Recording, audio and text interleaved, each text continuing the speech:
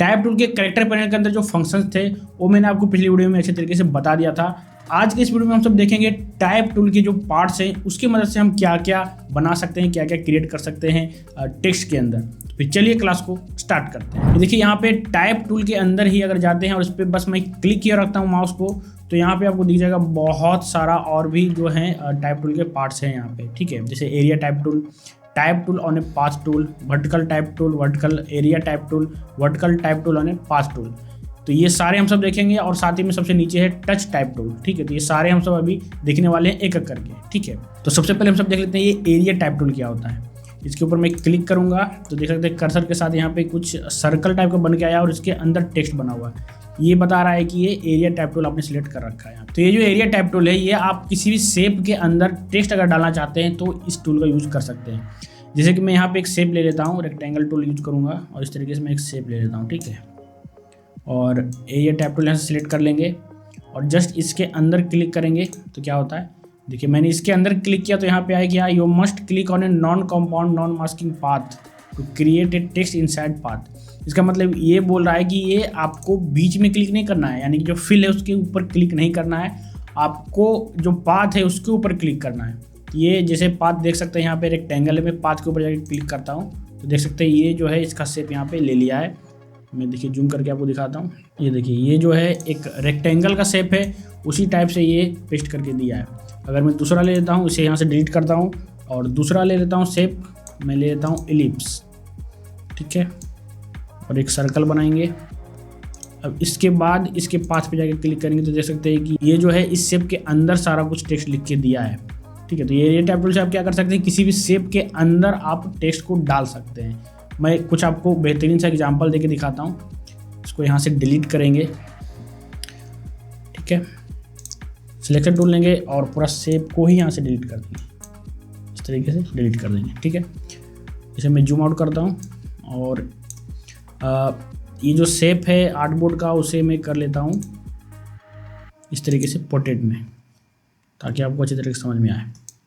ठीक है, तो देखिए यहाँ पे अगर आपने कोई नोवेल पढ़ा होगा या फिर कोई और भी बुक देखा होगा तो क्या होता है कि यहाँ पे आपका एक इमेज रहता है और इसके साथ में यहाँ से आपका कुछ लिखा हो रहता है टेक्स्ट। तो वो किससे बनता है, वो एरिया टाइप टूल से ही बनाया जाता है।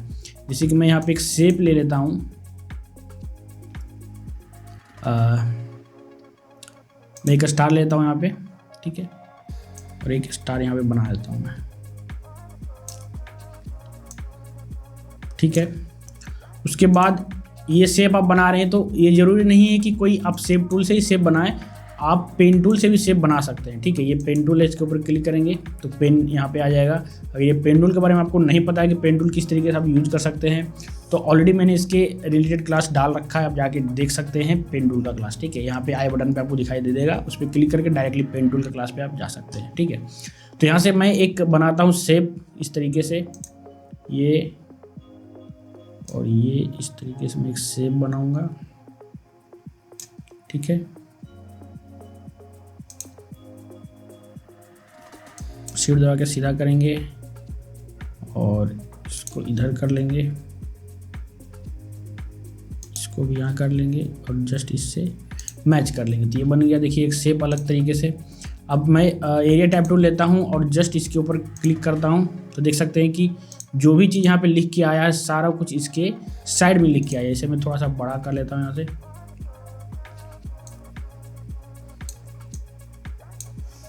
ये देखिए बहुत ही बेहतरीन सा ये लग रहा है देखने में।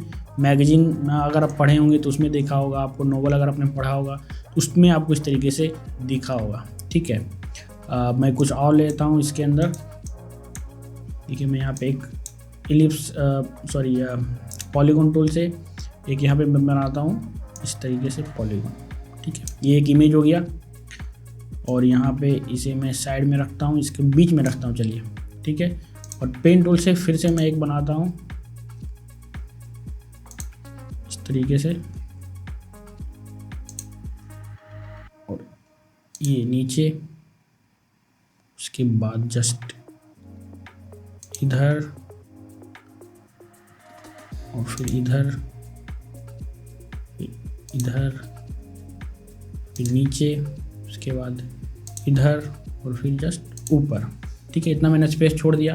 उसके बाद एरिया टाइप टूल लेंगे और जस्ट इसके पास पे क्लिक कर देंगे तो देख सकते हैं ये एक पेज है, एक बहुत ज़बरदस्त लग रहा है। यहाँ पे आपका एक इमेज है, यहाँ पे एक आपका इमेज है और ये सारा जो है यहाँ पे टेक्स्ट लिखा हुआ है। तो इस तरीके से आप एरिया टाइप टूल की मदद से बहुत सारी चीज़ें बना सकते हैं, ठीक है। अब आगे बढ़ते हैं और इसे यहाँ से डिलीट कर देते हैं। अब यहाँ पे एरिया टाइप टूल के बाद है आपका type on a path tool. Type on a path क्या है? आप किसी भी तरीके का पाथ बना के उसके ऊपर टेक्स्ट को उसी पाथ की तरफ बना सकते हैं, ठीक है। कैसे मैं आपको दिखाता हूँ। यहाँ पे मैं एक पाथ बना लूँगा, जिसमें मैं इसे फिर से कन्वर्ट कर लेता हूँ लैंडस्केप में, ठीक है। इसमें आपको अच्छे तरीके से समझ में आएगा। इसे मैं हटाता हूँ यहाँ से। यहाँ पे मैं लाइन टूल से देखिए एक पाथ बनाता हूँ इस तरीके से। शिफ्ट क्लिक करके सीधा जाएंगे, एक लाइन बनेगा, ठीक है। और इसका मैं थोड़ा सा स्ट्रोक बढ़ा रहा हूँ ताकि आपको पता चले इसके बारे में कि ये पाथ है, ठीक है। ये पाथ मैंने एक बनाया और जस्ट मैं यहाँ पे लेता हूँ type on a path tool और इसके ऊपर जस्ट क्लिक कर देता हूँ।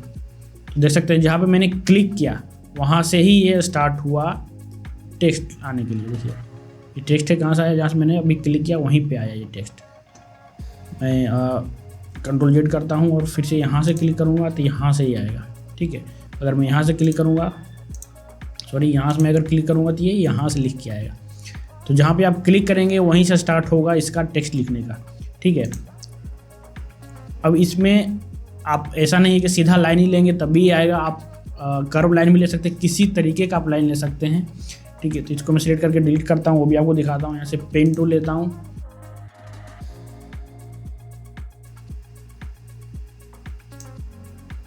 ठीक है।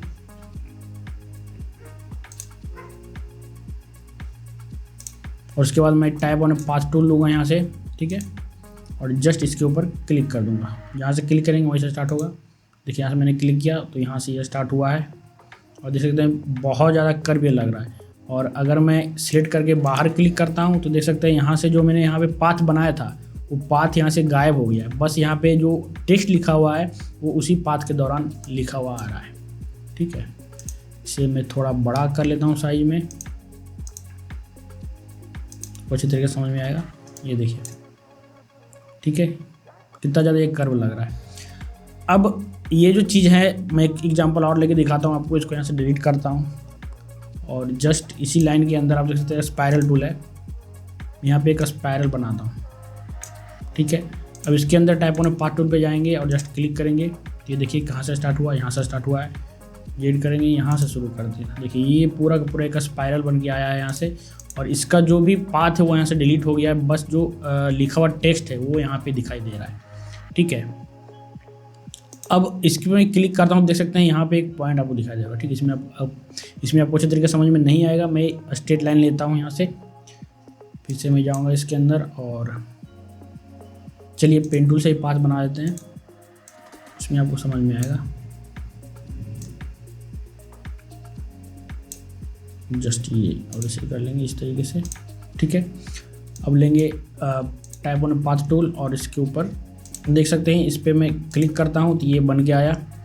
अब अगर मैं सिलेक्शन टूल लेता हूँ और इसे सिलेक्ट करता हूँ तो देख सकते हैं यहाँ पे इसका स्टार्टिंग में एक आपको पॉइंट दिखाई दे रहा होगा, ये वाला, ठीक है। मैं थोड़ा जूम कर लेता हूँ। देखिए ये जो है ये पॉइंट आपको दिखाई दे रहा होगा। थोड़ा सा कर्सर जो है अंदर की तरफ होगा, तो कर्सर जो है राइट साइड मुड़ा हुआ है यहाँ पे, ठीक है।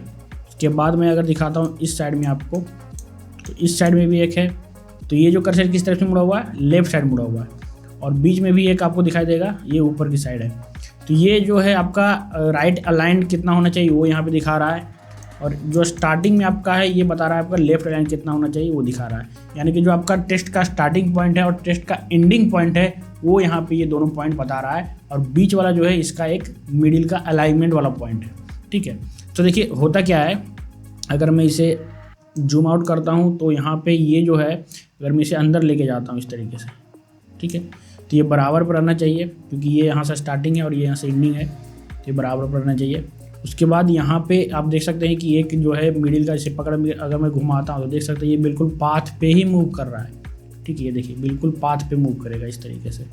तो आप यहाँ पे अगर नहीं आपको रखना है, कहीं और रखना है तो इस तरीके से जाके छोड़ देना है, तो ये यहाँ पे हो जाएगा। लेकिन ये याद रहे कि ये जो आपका एंड पॉइंट है और जो स्टार्टिंग पॉइंट है ये बराबर पर आना चाहिए, तो अच्छे तरीके से मूव करेगा। ये बराबर पर नहीं है, यहाँ पे आना चाहिए, ठीक है। ये बराबर पे है, जूम करता हूँ इसे।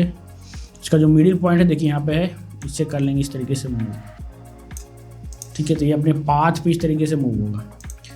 अगर मैं इसे पकड़ के अंदर करता हूँ तो ये यहाँ से देखिए हाइड हो जाता है और यहाँ पे एक रेड कलर का आइकन आ जाएगा। रेड का मतलब ये है कि आगे आपका अभी और भी टेक्स्ट बचा हुआ है जो कि यहाँ से छुप गया है, तो आपको बस इसे पकड़ के पीछे करना है, तो जो टेक्स्ट यहाँ पे छुपा हुआ है आ जाएगा यहाँ पे, ठीक है। जितना आप पीछे कर सकते हैं उतना आप करिए। और इसका जो स्टार्टिंग पॉइंट है और एंडिंग पॉइंट है वो आपको बिल्कुल एंड पे ही रखना है, ताकि आपका जो टेक्स्ट है वो मिडिल में रहे, अलाइन रहे बिल्कुल, ठीक है। और बस इस पर क्लिक करके उसके बाद इस तरीके से मूव कर सकते हैं, ठीक है। समझ में आ गया। अगला टूल इस पर क्लिक करेंगे तो है वर्टिकल टाइप टूल। जिस तरीके से आपका टाइप टूल था ये इस तरीके से हॉरिजॉन्टल टाइप टूल होता था, उसी तरह से वर्टिकल टाइप टूल है।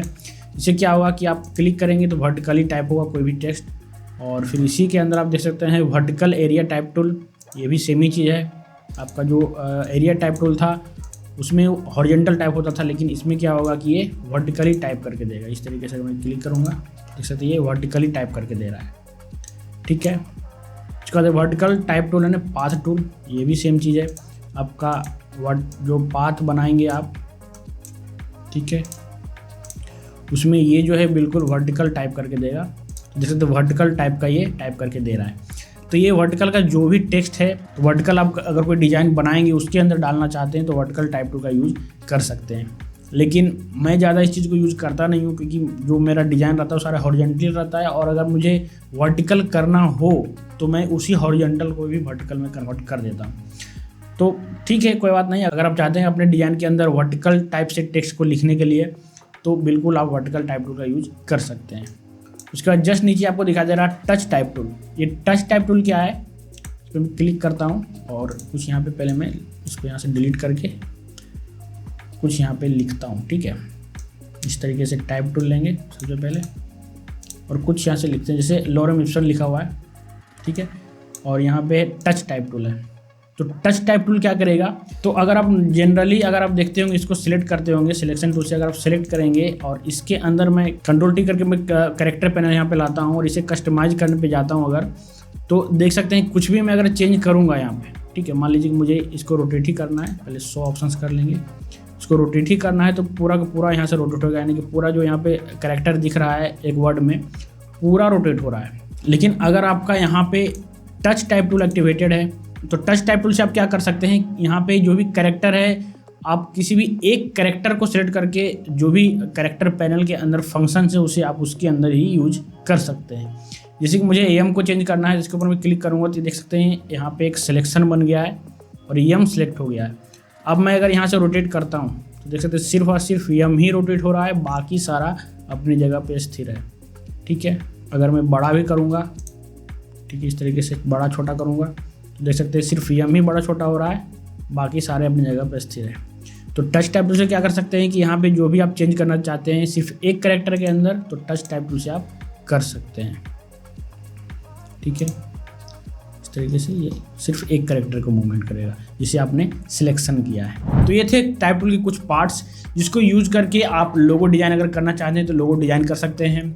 अगर आप चाहते हैं बिजनेस कार्ड डिजाइन करना तो बिजनेस कार्ड भी डिजाइन कर सकते हैं। ज़्यादातर मेनली अगर देखेंगे एरिया टाइप टूल के बारे में, जो आपका ब्रोचर डिजाइन होता है उसके अंदर ज़्यादा एरिया टाइप टूल का यूज होता है। यहाँ पे आपका इमेज अलग जगह पर आता है और जो लिखा हुआ रहता है उसी के एंगल में लिखा हुआ रहता है, ठीक है। या फिर आपने रेस्टोरेंट के अंदर जो मेन्यू रहता है वहाँ पे भी आपने देखा हुआ कि जो डिशेज रहते हैं उसका फोटो अलग रहते हैं और जो मेन्यू में रहता है कुछ एरिया बना के लिखा हुआ रहता है जो कि इमेज से अगल बगल रहता है। तो एरिया टाइप टूल और type on a path tool का यूज करके आप बहुत से डिफरेंट टाइप का डिजाइन बना सकते हैं और अपने डिजाइन को इन्हेंस भी कर सकते हैं। तो ये था टाइप टूल क्लास का पार्ट नंबर 2 और यहाँ पे टाइप टूल का सारा कुछ खत्म होता है। अगर आपको ये वीडियो अच्छा लगा हो, ये क्लास अच्छा लगा हो, समझ में आया हो तो वीडियो को लाइक जरूर कीजिएगा और मेरे चैनल को अभी तक सब्सक्राइब नहीं किया तो चैनल को भी सब्सक्राइब कर लीजिएगा। अब टेक्स्ट के अंदर एक बहुत ही महत्वपूर्ण चीज रिमेनिंग रह गया और वो है टाइपोग्राफी। अब टाइपोग्राफी के बारे में मैं आपको अगले क्लास में बताऊंगा। तब तक keep creating and keep designing. Bye. The graphic box, कलम नहीं माउस का शौक, कलम नहीं शीट पे खुला है नया ये पेज, दिमाग में चल रहे लाखों फेज, कमल राज भाई रेडी टू रॉक। मीडिया से ब्रांड तक यही तो टॉक, रंगों की भाषा शेप्स की वाइब, हर लोगो बोले यही है ट्राइब, कॉन्सेप्ट से फाइनल